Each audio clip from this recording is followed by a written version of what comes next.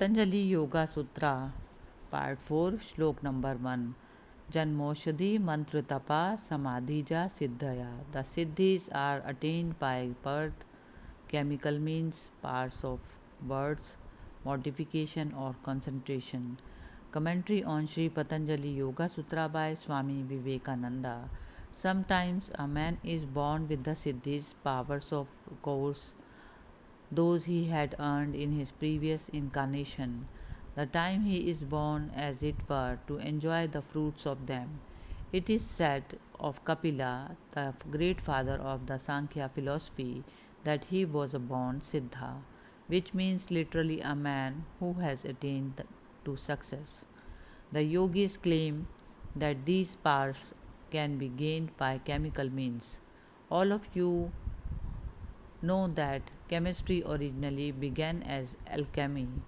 Men went in search of the philosopher's stone and elixirs of life and so forth. In India, there was a sect called the Rasayanas. Their idea was that ideality, knowledge, spirituality, and religion were all very right, but that the body was the only instrument by which to attain to all these. If the body came to an end every now and again, it would take so much more time to attain to the goal. For instance, a man wants to practice yoga or wants to become spiritual. Before he has advanced very far, he dies. Then he takes another body and begin again, and then dies, and so on. In this way, much time will be lost in dying and being born again. If the body could be made strong and perfect so that it would get rid of birth and death, we should have so much more time to become spiritual. So these rasa yanas say, first make the body very strong. They claim that this body can be made immortal. Their idea is that if the mind manufactures the body, and if it be true that each mind is only one outlet to the infinite energy, there should be no limit to each outlet getting any amount of power from outside. Why is it impossible to keep our bodies all the time? We have to manufacture all the bodies that we ever have. As soon as this body dies, we shall have to manufacture again.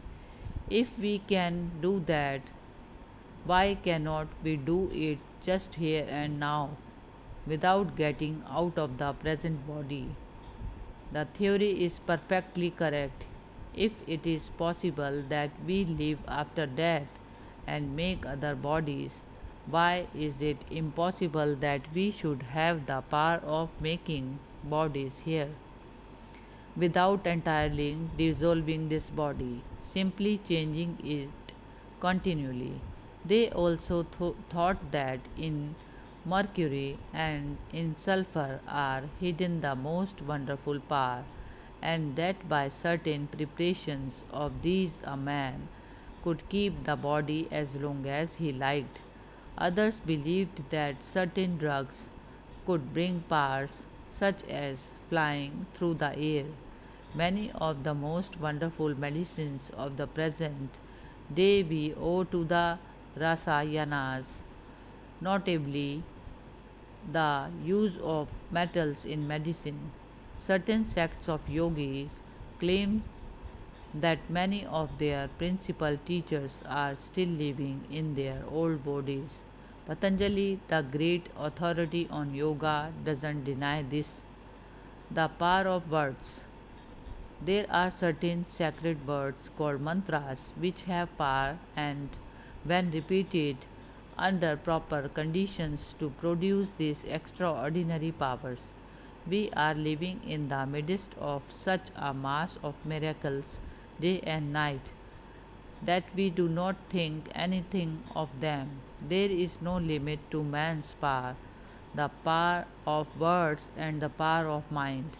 Mortification, you find that in every religion, mortifications and asceticisms have been practiced. In these religious conceptions, the Hindus always go to the extremes.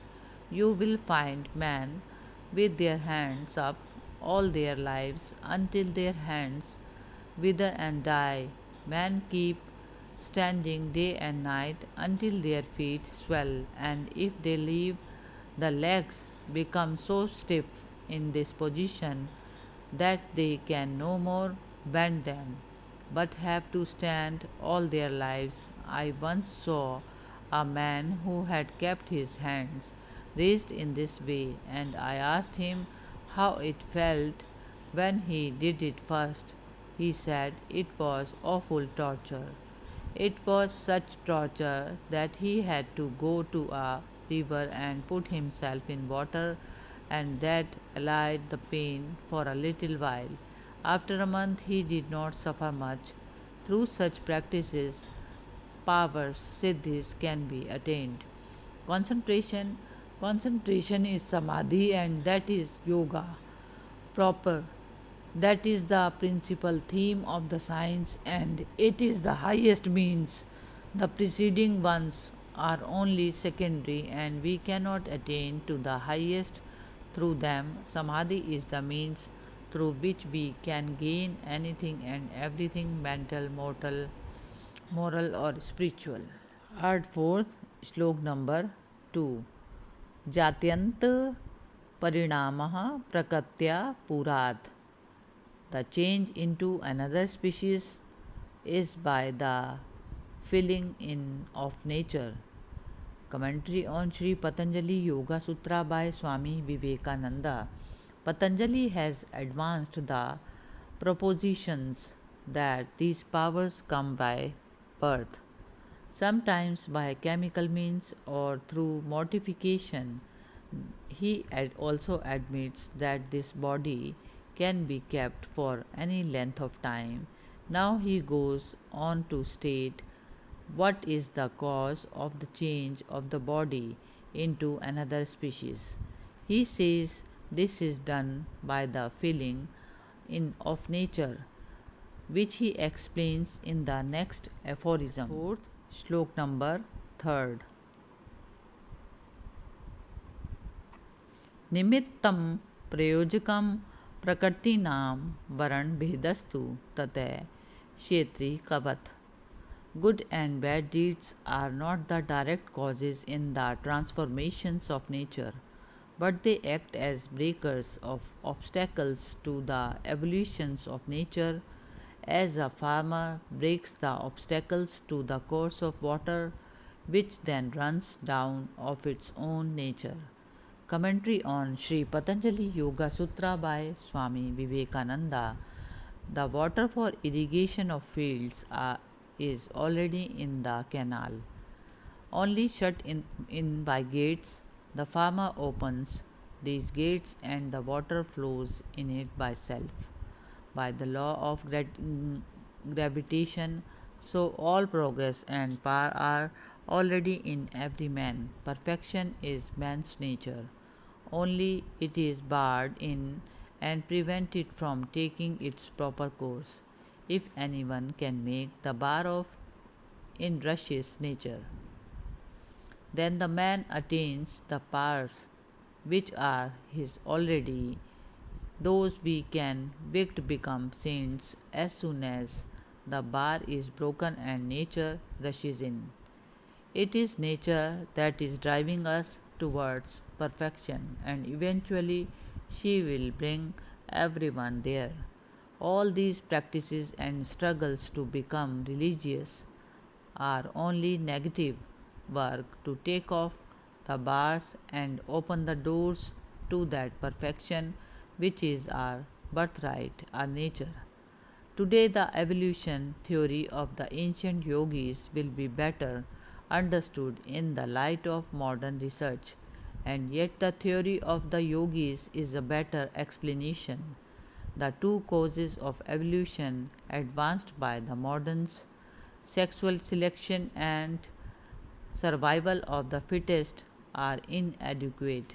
Suppose human knowledge to have advanced so much as to eliminate competition, both from the function of acquiring physical sustenance and of acquiring a mate, then, according to the moderns, human progress will stop and the race will die. The result of this theory is to furnish every obsessor with an argument to calm and qualms of conscience. Men are not lacking, who, posing as philosophers, want to kill out all wicked and incompetent persons. They are, of course, the only judges of competency, and thus preserve the human race. But the great ancient evolutionist Patanjali declares that the true secret of evolution is the manifestation of the perfection which is already in every being, that this perfection has been barred and the infinite tide behind is struggling to express itself. These struggles and competitions are but the results of our ignorance, because we do not know the proper way to unblock the gate and let the water in. This infinite tide behind must express itself. It is the cause of all manifestation. Competitions for life or sex gratification are only momentary, unnecessary, extraneous effects caused by ignorance. Even when all competition has ceased, this perfect nature behind will make us go forward until everyone has become perfect. Therefore, there is no reason to believe that competition is necessary to progress. In the animal, the man was suppressed, but as soon as the door was opened, out rushed man. So in man there is the potential God, kept in by the locks and bars of ignorance. When knowledge breaks these bars, the God becomes manifest. Part 4th, श्लोक number 4th. निर्माण चिंतान्य स्मिता मात्रात्.